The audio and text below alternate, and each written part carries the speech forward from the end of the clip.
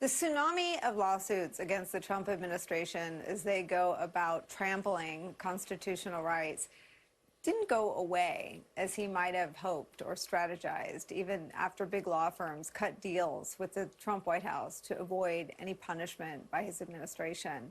And that is largely thanks to legal nonprofits, including an army of small firm lawyers, solo practitioners, and former government litigators who have eagerly volunteered to fill that void. From the New York Times reporting this week, quote, as opponents of the White House's policies organized to fight Mr. Trump in court on a vast range of actions and policies, they quickly found that they did not need to rely on big law. Quote, I don't know if the administration knew how many little guys are out there, said Michael H. Ansel, a solo practitioner in Morristown, New Jersey, who earlier this year joined the Pro Bono Litigation Corps, newly launched by Lawyers for Good Government, a legal nonprofit. He answered the nonprofit's plea for lawyers willing to give at least 20 hours a week to an upcoming case. More than 80 volunteered. Mr. Ansel typically handles small business disputes, quote, so I don't have to worry about losing any big-time government contractor clients, he said. We're the last line of defense, it seems, he said. Joining our conversation is the founder and executive director of Lawyers for Good Government, Traci Feit. Mike is still with us. Traci, tell us about what you are able to do and what the silver linings might be to Donald Trump's war on big law firms. Thank you so much. What we've been seeing is a really unprecedented attack on the legal profession.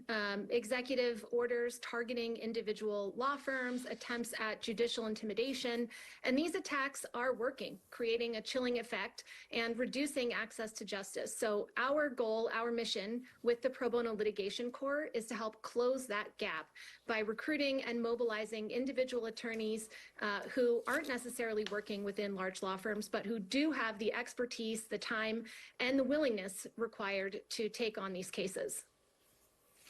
Do you feel like there is more opportunity to take on these cases because of the chill that you're talking about and the attacks on big law firms? Well, for individual attorneys who may have wanted for years to be able to work and volunteer, there really hasn't been a path for them.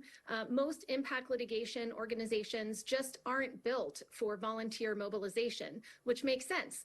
It requires a lot of resources and a lot of effort to be able to build the systems and the infrastructure required to support volunteers working on litigation. Fortunately, that is what Lawyers for Good Government has been all about since our founding in 2016, and that is finding new and innovative ways to mobilize the volunteer energy of pro bono attorneys. So this is now, we think, an opportunity for individual attorneys to have access to things they need in order to be able to volunteer effectively. And that includes access to infrastructure, legal research tools, paralegal support, supervision and mentorship from our expert staff attorneys. All of those things do create an opportunity for unaffiliated individual attorneys who want to step in and just needed a way to do it.